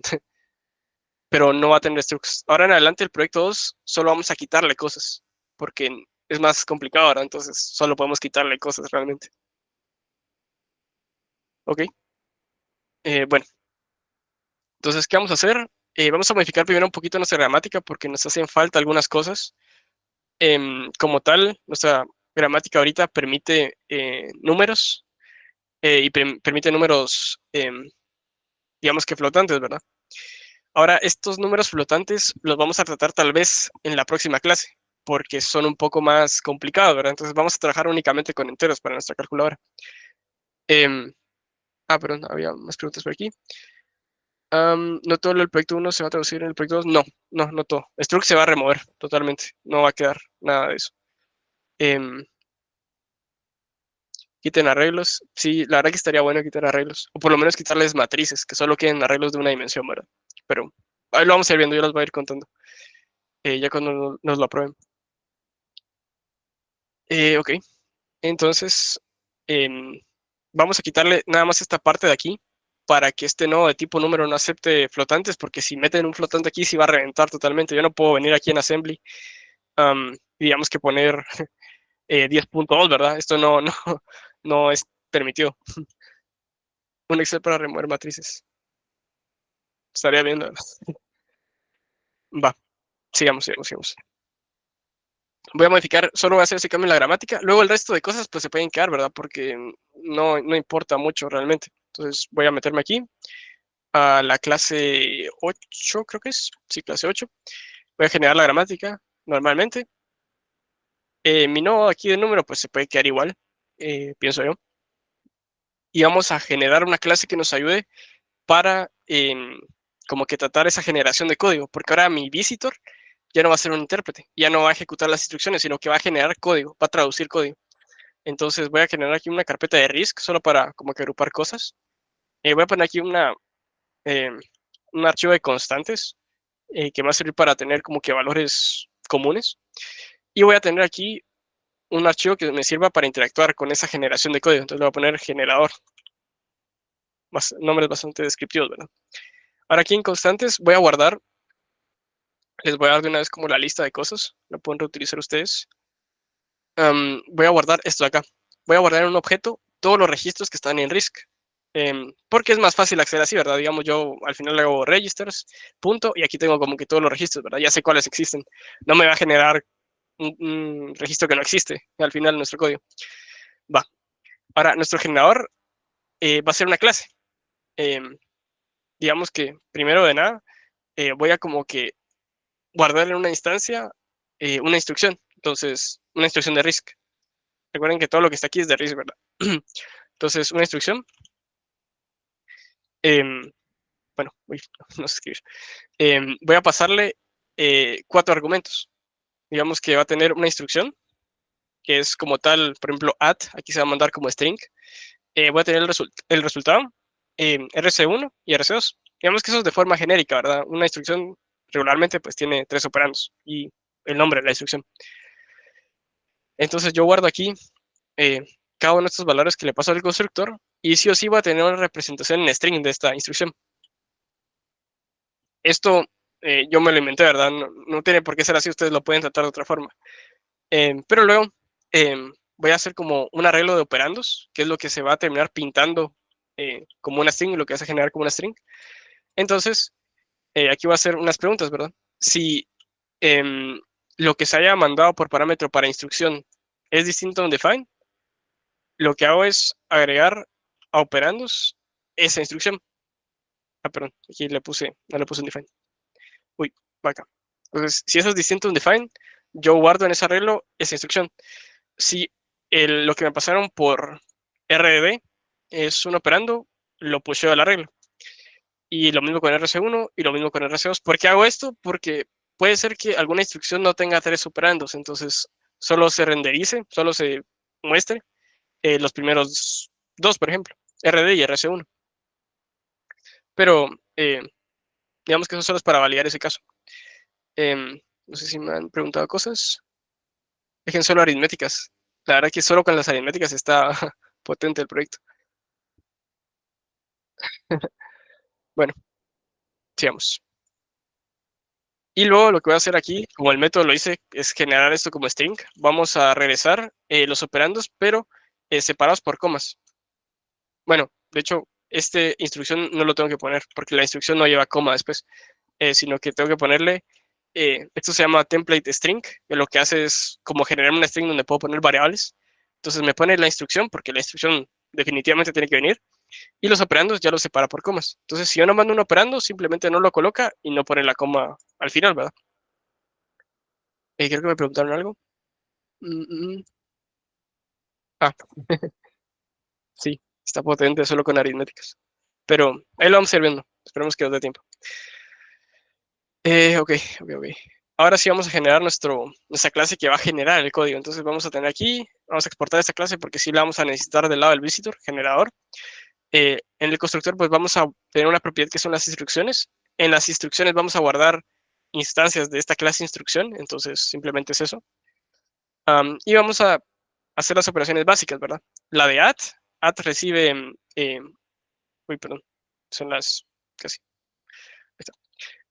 Recibe el registro destino, el registro operando 1 y el registro operando 2. ¿Qué es lo que va a hacer? Va a pushar a esta regla de instrucciones una nueva instrucción que es la add y tiene estos parámetros, ¿verdad? Luego está la de sub, que igualmente pues toma esto. Ustedes aquí lo pueden hacer de otra forma. La verdad que no se me ocurrió cómo optimizar un poquito más este código, pero bueno, estaría excelente con TypeScript, la verdad, pero no se puede. Luego la de mul, que funciona igual. La de división, eso también es totalmente igual. Luego vamos a meter la de add, pero su versión inmediata.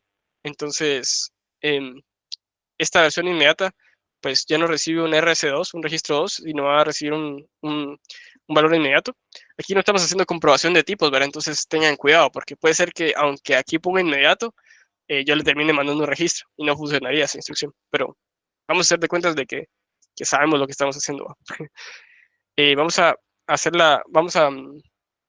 crear la instrucción que es la de save word, que es para guardar una palabra en memoria.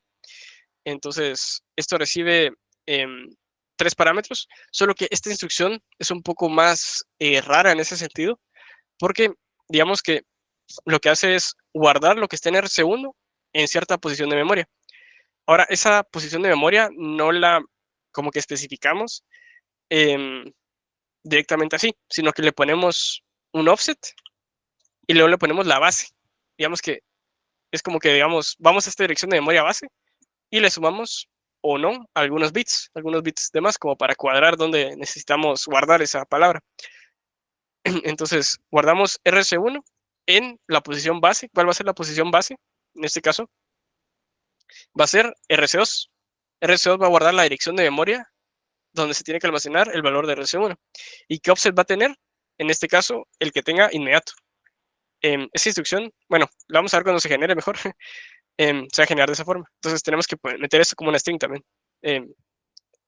Inmediato y va a estar en la posición base de RC2. Entonces ya tenemos la de save word también como de forma correcta. De la misma forma funciona load word, que es para cargar en un registro el valor que esté en memoria. Entonces, en la instrucción LW se va a guardar en RD el valor que esté indexado, digamos que por RC1. Se va a ir a la posición de memoria que esté almacenada en RC1, va a tomar un offset de 0 en este caso. Yo le podría incluso aquí poner 0, porque el valor por defecto es 0, ¿verdad? Que no tenga offset. No nos interesa cómo acceder o cuadrar ese offset para acceder a otra posición de memoria un poquito desplazada, sino simplemente a la dirección que esté en RC2, o en este caso en RC1. Vamos a tener otras instrucciones comunes, como son la de LI. Entonces, LI recibe únicamente 2 parámetros, que es el registro y el valor inmediato. Es load immediate, digamos, guardar el valor inmediato en RD. Entonces, LI, guardar el valor inmediato en RD. Simplemente es eso. Y aquí vamos a hacer, digamos que unas instrucciones un poco más complejas, pero construidas a partir de instrucciones más simples. Entonces, yo puedo hacer un push al stack, pero como tal la instrucción push no existe en RISC 5, pero yo lo puedo emular con otras instrucciones. Entonces yo voy a guardar el valor que sea, digamos que esté, que me pasen en cierto registro, que digamos que de forma predeterminada yo voy a tomar la convención de que hacer el temporal 0. Entonces yo puedo hacer un registros, bueno, registers, acá. Y para hacer un poco más corto esta palabra, porque está poniendo registers punto, pues es un poco más verboso. Entonces yo le puedo poner un as r, simplemente renombrar esta variable como r. Entonces yo puedo poner aquí r punto y aquí ya tengo todos los registros, ¿verdad? Yo por convención lo voy a guardar. Bueno, si no especifico un registro para hacer push, va a tomar el valor que esté en T0, simplemente para que sea un poco más limpio el código. Entonces, ¿qué es lo que voy a hacer aquí? Voy a utilizar instrucciones que son más básicas. Entonces, si se recuerdan, el stack está indexado por el SP, por el stack pointer. Yo lo que tengo que hacer es decrementar el stack pointer y si yo lo decremento, sé que ahí tengo una dirección libre de memoria. Entonces, ¿cómo decremento yo el stack pointer? Puedo hacer una suma. ¿Qué tengo que hacer? Hacer un ADI del stack pointer, del SP. Al SP le resto 4. Son 4 porque son 4 bytes. Y lo voy a poner acá, 4 bytes. 4 bytes, que son 32 bits. 32 bits. Entonces yo puedo guardar, digamos que me salto el 32 bits desde donde estaba el stack pointer inicialmente. Y yo en la nueva dirección ya tengo como que un valor libre. un espacio de memoria libre para guardar en el stack. ¿Qué tengo que hacer? Guardar lo que esté indexado en esa parte en, en, en esa dirección de memoria del SP, ¿verdad? ¿Cómo lo hago? Con save word. Entonces voy a guardar una palabra. ¿Qué palabra voy a guardar? Si se recuerdan, pues aquí recibo 3 cosas. En qué necesito guardar, en este caso el registro que se está almacenando, por qué dirección de memoria, el stack pointer. No sé si hay dudas, perdón, no estaba viendo las preguntas. Pregunta seria, en el app 60 Proxima 61, sí, va. Entonces yo guardé lo que está en mi registro RD en la posición de memoria del stack pointer, ¿verdad? Ahora ya hice el push. ¿Cómo hago el pop? El pop igual va a recibir un registro, pero no va a ser como el registro que va a tomar el valor y lo va a guardar, sino es el registro donde se va a almacenar el valor del stack. ¿Cómo lo trabajo ahí? Tengo que cargar digamos, aquí hice un save word, aquí tengo que hacer un load word. Cargo lo que sea que esté en el SP, porque el SP siempre apunta al último valor donde yo guardé algo. Digamos que el SP tiene la dirección de algo donde hay algo, de la sección del stack, ¿verdad? ¿Y qué es lo que tengo que hacer aquí? Cargar en RD el valor que esté en esa dirección de memoria y luego incrementar el SP. ¿Por qué lo incremento? Porque yo ya puedo volver a decrementarlo, digamos, y tener una nueva dirección libre. Si yo incremento, estoy haciendo más pequeño el stack. Digamos que aquí ahí es inverso, ¿verdad? Si yo incremento, hago más pequeño el stack. Si yo decremento, estoy haciendo más grande el stack, porque el stack crece para abajo. Luego voy a tener también la función de call. Esto, digamos que lo podría traducir nada más así. Creo que funcionaría. Luego, también tengo otras instrucciones más comunes, como la de imprimir un entero. La puedo como que abstraer, print int. Yo puedo guardar aquí un registro. Digamos que, sí, digamos que por defecto va a ser el A0. Bueno, voy a ponerle un registro genérico para que no importando en qué valor lo ponga, pues lo haga, ¿verdad? Bueno, sí, hagamos que por defecto sea el A0. Vamos a hacerlo un poquito distinto. Por defecto es el A0, porque el A0 es el argumento de la syscall, si se recuerdan. Entonces, ¿qué tengo que hacer? Vamos a hacerle, bueno, aquí le hice un push a 7, pero esto no es necesario. Entonces, solo vamos a hacer la comprobación. Esto es para seguridad nuestra, ¿verdad? Si yo estoy diciendo que el registro que tiene que imprimir es distinto a 0, lo que voy a hacer es guardarlo en el stack. ¿Por qué lo guardo en el stack? Porque yo me estoy como que protegiendo de que si yo tenía algo en A0, me lo guarde antes en el stack y luego me lo regrese, porque yo estoy como que modificando ahí algo. Entonces, nada más es por convención, ¿verdad? Esto nos protege a nosotros mismos de valores que no teníamos en cuenta. Entonces, yo hago un push de, de lo que estaba bueno, aquí es RD, RD existe.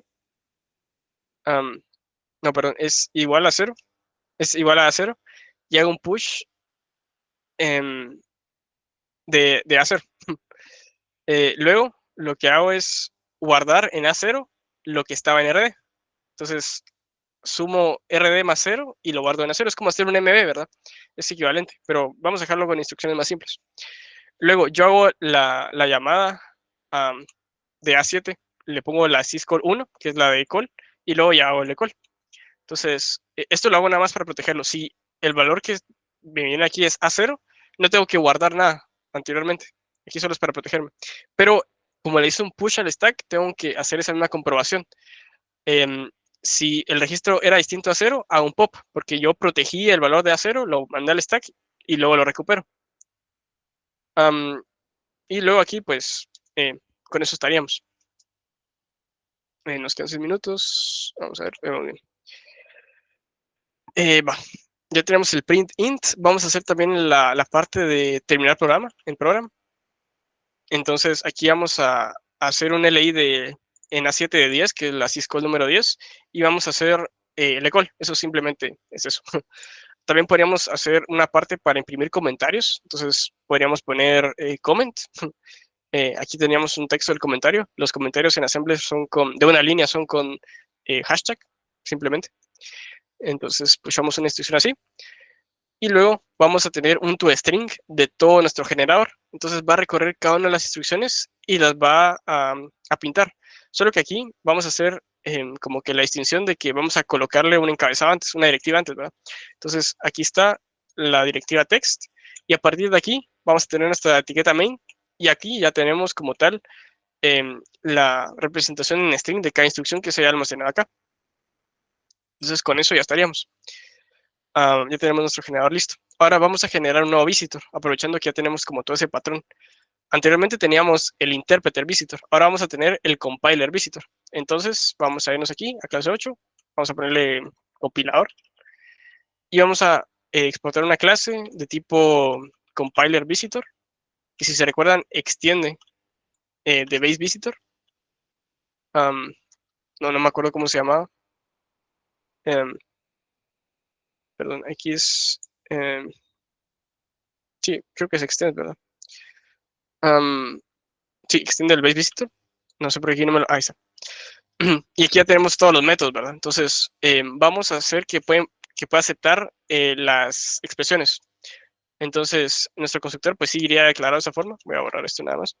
Y aquí vamos a tener un nuevo código. Le voy a poner code para que sea más, digamos que descriptivo la cuestión. Este generador pues ya viene de la parte de RISC. Antes que se me olvide, aquí le voy a poner el .js. Y luego tenemos que visitar una expresión. Porque si se recuerdan, bueno, expression statement, ¿verdad? Porque este expression statement está en nuestra gramática, analizador de la clase 8, está expression statement, está aquí, y es una expresión que termina en punto y coma. Nada más tenemos que hacer esa parte para que nos acepte las sumas, ¿verdad? Entonces, nuestro expression statement simplemente va a hacer un node. Bueno, vamos a jalar el autocompletado nada más de otro lado para que nos funcione. Aquí ponemos el visit esta parte. Entonces, node.expression.accept.is. Bueno, aquí es exp, no es expresión. Luego, vamos a tener nuestro visit número, si se recuerdan. ¿Qué es lo que tenemos que hacer aquí? Yéndonos de nuevo a la presentación, tenemos que hacer un push del número y nada más eso. Digamos que después ya nos despreocupamos de qué es lo que tiene que hacer o cómo se opera. Entonces solo hacemos un this.code.push, vamos a hacer un push al stack. ¿De qué registro? Bueno, antes de hacer un push, de hecho tenemos que guardar ese valor inmediato en el registro. ¿verdad? Entonces vamos a hacer un code.loadIntermediate y aquí también vamos a tener los registers. Nuevamente le vamos a poner la nombre R, lo vamos a renombrar como R, entonces así es un poquito más corto. Vamos a guardar en el registro T0 el valor del node, entonces node. Bueno, no tengo autocompletado, no me acuerdo cómo se llama la propiedad. Node.valor, esto es un valor numérico, únicamente entero. Y vamos a hacer un push de T0. Entonces, por defecto aquí, el push hace de lo que tenga en T0, entonces no tengo que mandar un argumento. Pero yo podría aquí también explícitamente ponerle T0, ¿verdad? Ahí como ustedes lo quieran. Voy a poner aquí, voy a comentar este y voy a ponerlo así. Va. Luego vamos a hacer nuestro visit de operación binaria. Entonces ahí tendríamos nuestro nodo. Vamos a copiar esto para tener autocompletado. Si por ahí miran que me extiendo, pues se pueden retirar, ¿verdad? No hay problema. Vamos a hacer un node.isc.accept para que recorra la parte izquierda de la operación binaria, un node.derecha.accept para que recorra la parte derecha de la operación binaria. Aquí no tenemos que guardar nada, ¿verdad? Porque realmente la pila ya lo incoló, digamos, lo colocó en la pila. Ya no tenemos que hacer nada más. ¿Qué tendríamos que hacer aquí? Hacer un pop. Entonces, si yo hago un pop del registro T1, bueno, digamos que hago un pop T1, me va a guardar lo último que guardó en la pila en T1, que en este caso sería el número de la derecha. Luego un pop de T0, me lo guarda bueno, vamos a hacerlo en T0 y T1 para seguir el orden. Entonces me va a guardar la parte derecha, idealmente, en T0, la parte izquierda en T1. Ya lo generó. Y ahora simplemente tendríamos que entrar a recorrer cada tipo de operación que tenga la operación binaria.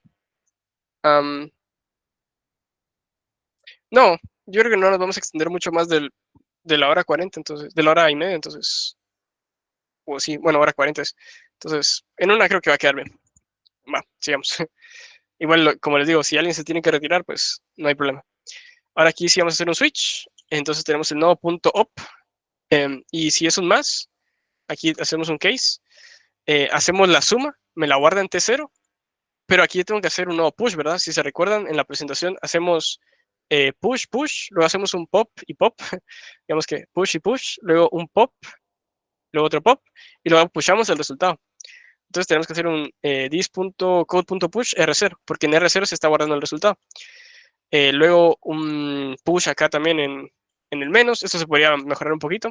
Aquí en la división es un poquito más complicado, porque primero va, digamos que si yo tengo, digamos que algo como 10 dividido 2, en T1 voy a tener 10, porque bueno, sí, no, perdón, en T0 voy a tener 2. Y en T1 voy a tener 10. Digamos que aquí lo estoy poniendo al revés, entonces tengo que poner aquí T1 y T2. En la suma y la multiplicación, el resto de operaciones no importa mucho, ¿verdad? Porque 1 más 2 es igual a 2 más 1. Ahí no hay pierde. Eso hace las operaciones binarias. Voy a dar de una vez como soporte a la operación unaria. Entonces aquí nuevamente hago esta parte de la operación unaria, solo para tenerlo completado. ¿Qué es lo que tengo que hacer aquí? Hacer un pop bueno, recorrer la expresión. Creo que esto sí se llama exp. Recorre la expresión, eso hace un push a la pila idealmente. Luego yo hago un pop para obtener el valor que está en la pila, lo guardo en T0, y luego hago un sub de el valor que está aquí. De hecho, aquí incluso le podría poner 0, ¿verdad? Digamos que guardo en T1 el valor de 0 y T1 menos T1 que es 0, 0 menos T0 me va a dar menos T0. Entonces, eso me queda en T0. Y luego yo hago simplemente un push aquí de T0.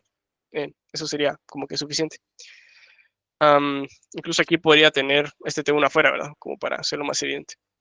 Bueno, lo voy a dejar acá adentro. Realmente debería dar lo mismo. Y luego, ya casi que por último, voy a darle soporte a las agrupaciones, a los paréntesis, si se recuerdan, visita agrupación. Nada más pego esto para tener el tipado. ¿Qué es lo que hace el paréntesis? Simplemente hacer un return de recorrer la expresión que tenga dentro. Esto simplemente sirve para precedencia, ¿verdad? Para recorrer primero los paréntesis. Y ya por último, ahora sí, el visit print.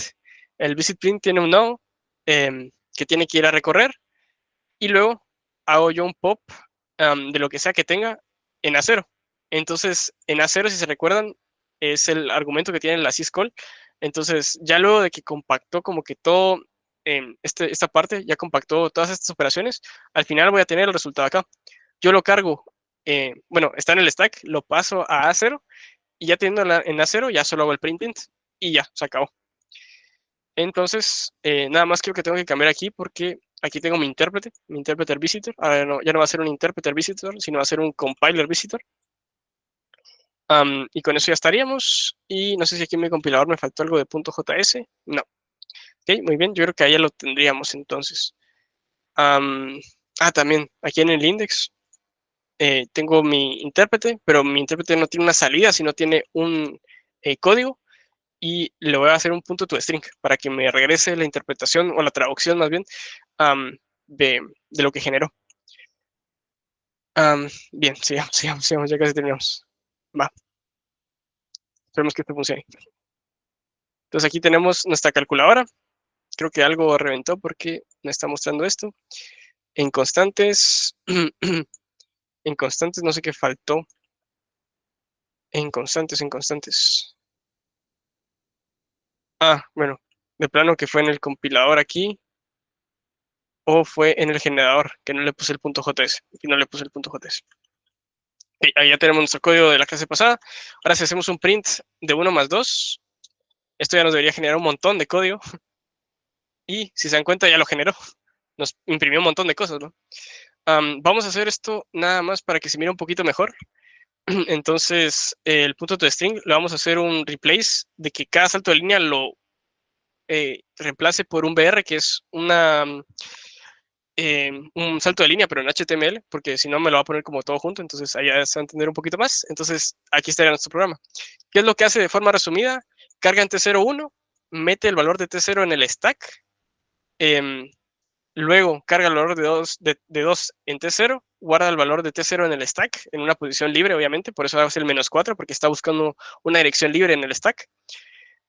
Luego hace un pop del stack, guarda el primer valor en T0, no, perdón, en T0, luego guarda el segundo valor que está almacenado en el stack en T1, luego hace la suma de T0 y T1, la guarda en T0, hace un push de T0 al stack, y luego, por último, hace un pop de ese mismo valor que acaba de meter. Esto realmente, si se dan cuenta, es muy ineficiente, ¿verdad? Pero funciona. Entonces, ahorita nos vamos a preocupar de si es más o menos eficiente. La cuestión es que funcione. Entonces, nos vamos a ir a nuestro simulador, que era Rives.me, y esperemos que esto nos funcione. Si yo pego esto acá, esperemos que funcione, y nos imprime 3. Entonces, 1 más 2, 3.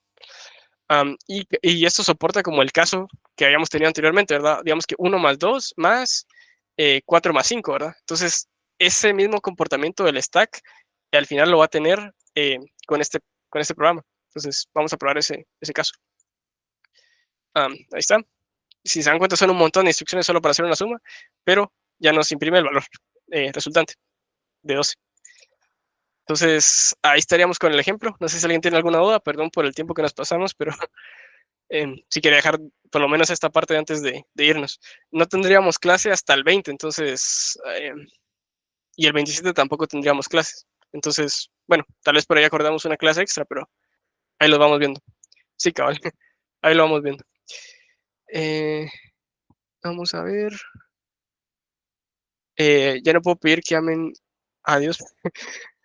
Pásense más tiempo, Aux. Siquiera amanecemos acá, clase extra. Sí, ahí miramos lo de la clase extra. Entonces, eso sería. Ahorita les hago el push y no sé si alguien tiene alguna duda.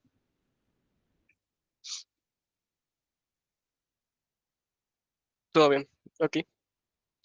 Creo que esta parte del stack lo pasamos un poquito rápido, pero